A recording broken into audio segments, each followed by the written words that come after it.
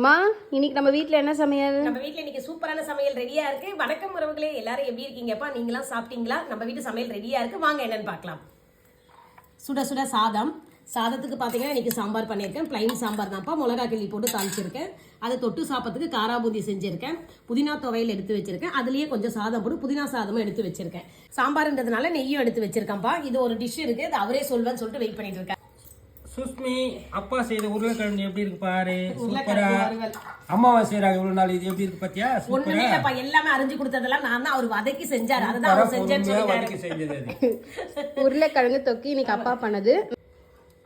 சாம்பாருக்கு நெய் போட்டுக்கலாம்ப்பா. நம்ம வீட்டு சமையல் இன்னைக்கு இதுதான்ப்பா. உங்க வீட்டுல எல்லாம் என்ன சமையல் சொல்லிட்டு சொல்லுங்க. சமையல் எல்லாம் சுட சுட ரெடியா இருக்கு, வாங்க உறவுகளே சாப்பிடலாம். தட்டை கூட பின்னாடி சோட்டு பாருப்பா. சோட்டு அமக்கள் பண்ணுது. படுத்தே விட்டானடா கவுனிக்குல சொல்லிட்டு அப்படி பண்ணின்னு இருக்கு பாரு. எப்படி பண்ணுது போச பாருங்களேன் அதுக்கு.